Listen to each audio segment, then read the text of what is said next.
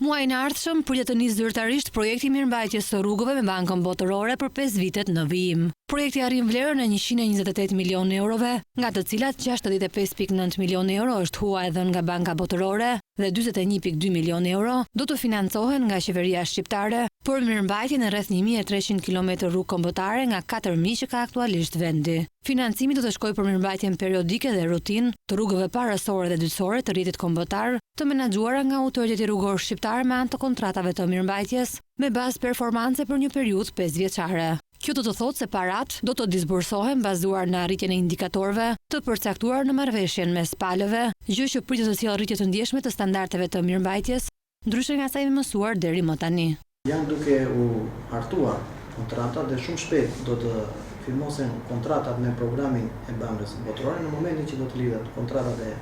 Bankës Botërore, të cilat do të marrin rreth 1500 km rrugë nga inventari i Autoritetit Rrugor Shqiptar, dhe duhet të thënë që këto rrugë janë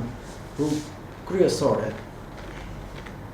Do të shndërpitet kontrata me Autoritetin Rrugor Shqiptar. Janë në proces dhe besoj që brenda shkurtit, muajit shkurt, do të lidhen këto kontrata. Huaja e dhënë nga Banka Botërore është miratuar në muajin maj të vitit që lan pas, ndërsa ka hyrë në fuqi më 25 shtator, që do të thotë se ka pasur rreth 5 muaj vonesë për lidhjen e kontratave përkatëse. Mirëmbajtja e rrugëve është ndarë në 4 kontrata për 4 rajone: kontrata A në veri të Shqipërisë, ku përfshihen rrugët Shkodër dhe Kukës; kontrata B përfshin mirëmbajtjen e rrugëve në rajonet e Dibrës dhe Tiranës; kontrata C përfshin mirëmbajtjen e rrugëve në rajonet e Fierit, Elbasanit dhe Korçës; kontrata D përfshin mirëmbajtjen në rrugët e Jugut, konkretisht në rajonin e Vlorës dhe Gjirokastrës. Projekti do të zbatohet nga Ministria e Transportit dhe Infrastrukturës përmes Autoritetit Rrugor Shqiptar dhe parashikohet të përfundojë më 31 dhjetor 2021.